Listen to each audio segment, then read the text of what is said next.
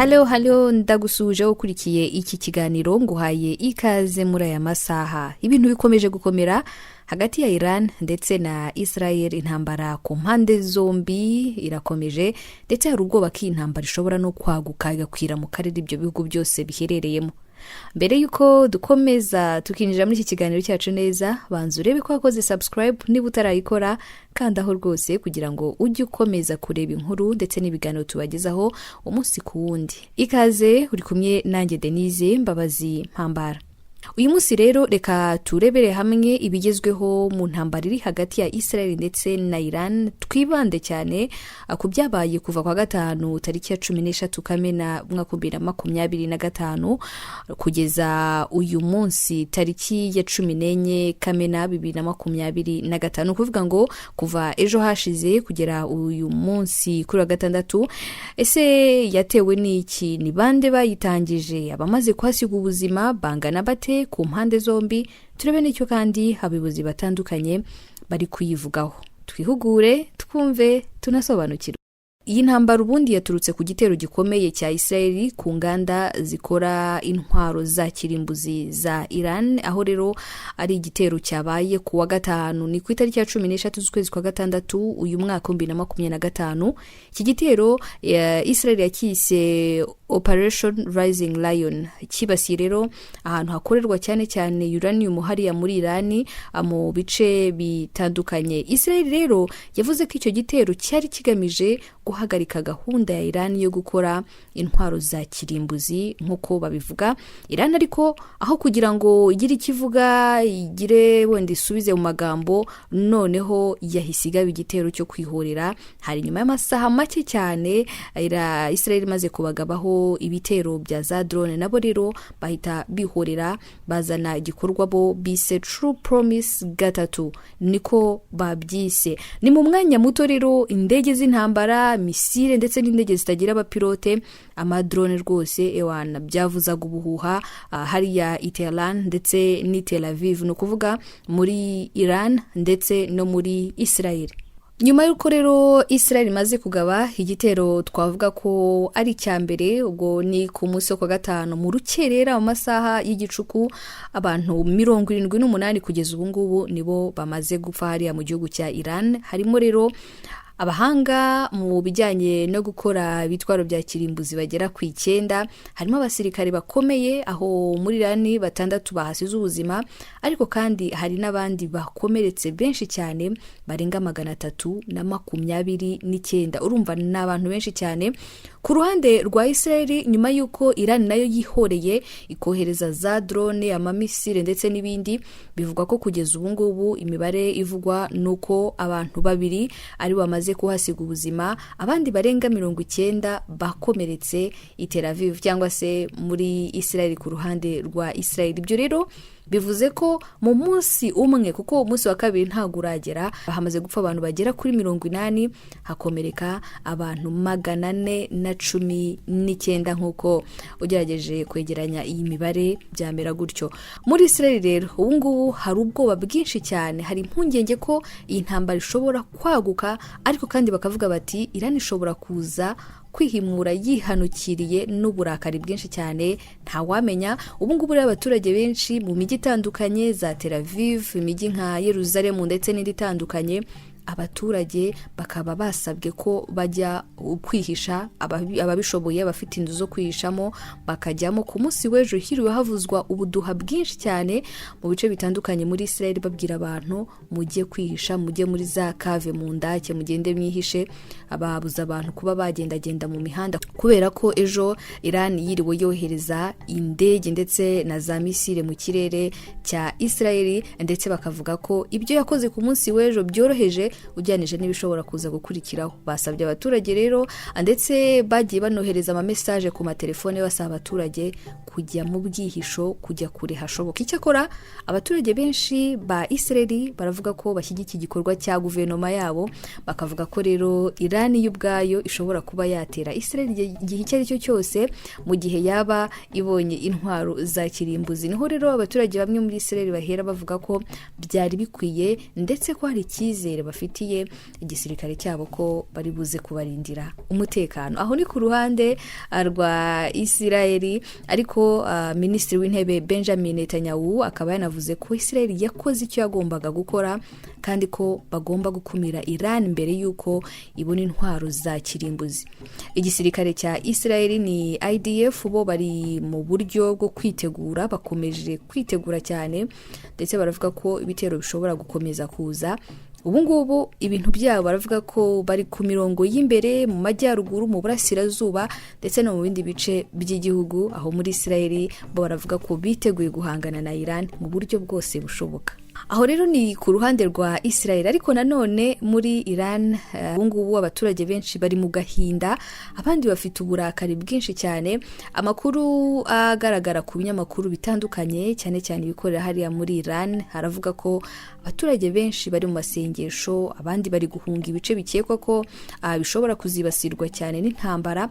Ku rundi ruhande ariko hari abafite uburakari bwinshi cyane, bagiye mu mihanda aho abaturage bari gusaba ko igihugu cyabo cyakwihorera. Bati mugende mwihorere kubera ko ibi byabaye birakabije cyane. Ku ruhande rw'ubuyobozi aho muri Iran, Ayatollah Ali Khamenei akaba yavuze ko rero icyo gitero cya Israel cyaha gikomeye cyo gutera igihugu cyigenga. Iran ubu ngubu yashyize ingabo zayo mu rwego rwo hejuru ku myiteguro, ndetse bari kuvuga ko nta gisigaye uretse kurwana. Bati twe turiteguye, nta kindi dusigaje gukora uretse kurwana. Nyuma y'uko ibintu bikomeje kuba bibi, abayobozi batandukanye bakomeje kugenda bagira icyo bavuga. Nka perezida wa Leta Zunze Ubumwe za Amerika Donald Trump yavuze ko Israel yakoze ikintu cyiza kubera ko ngo Iran yari igeze kure mu bijyanye no gutegura intwaro za kirimbuzi. Ati mwagize neza, ni igikorwa cyiza.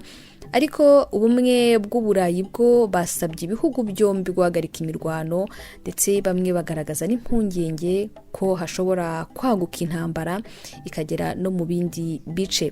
Hari ibindi bihugu birimo Ubushinwa ndetse n'Uburusiya bo ku ruhande rwabo basa nk'abashinja Israel gutangiza intambara, bagasaba ko hakorwa ibiganiro byihutirwa aho kwibanda cyane ku ntambara. Kuri bo ibyo bihugu byombi bigaragara nk'aho bari gutanga ibitekerezo bijyanye no kujya mu biganiro kuruta uko haba intambara. Naho umunyamabanga mukuru w'umuryango w'abibumbye Antonio Guterres akaba yahamagariye ibihugu byombi guhita bahagarika intambara. Ati iyi ntambara ifite ubushobozi bwo gutwika akarere kose no guteza intambara ya gatatu y'isi.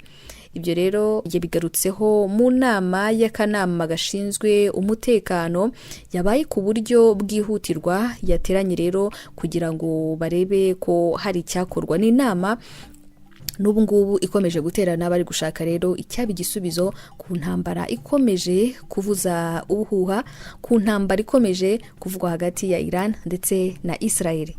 Iyi ni intambara ishobora kuba yakwaguka ikagera mu karere n'ubundi ibyo bihugu byombi bituyemo, igakomeza aho imitwe nka Hezbollah, Hamas, imitwe irwanira muri Syria ndetse n'igihugu nka Iraq nabyo ubwabyo bishobora kwinjira muri iyi ntambara.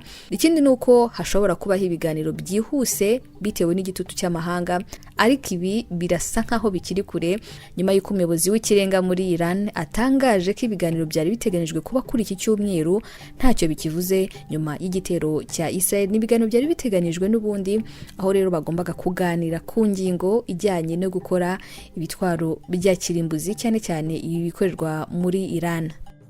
Birumvikana ko intambara ifite aho ihura no kuba Iran ikora intwaro za kirimbuzi. Iyo kandi nayo mpamvu nyamukuru Israel ivuga ko Iran iri hafi kugera kuri uranium ifite ubukana bwa 90% bushobora kuba rero bwahindurwa intwaro.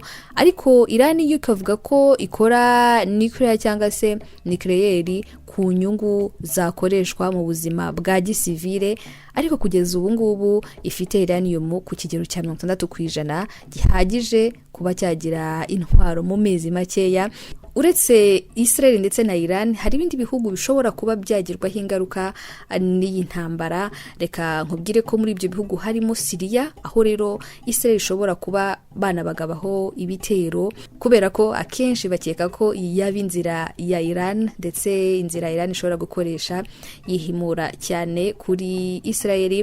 Ahandi ni muri Libani kubera ko hari umutwe wa Hezbollah ni umutwe uri ku ruhande cyane rwa Iran, ni umutwe ushyigikira cyane Hamas yo muri Palestine, ndetse bakavugwaho kuba batavuga rumwe na Israel. Ntabwo ari Liban gusa, kubera ko no muri Iraq hari imitwe y'abarwanyi igiye itandukanye ishyigikiwe na Iran, aho rero bashobora kuba bagaye ibitero ku ngabo za Amerika ndetse n'iza Israel aho zaba ziri hose.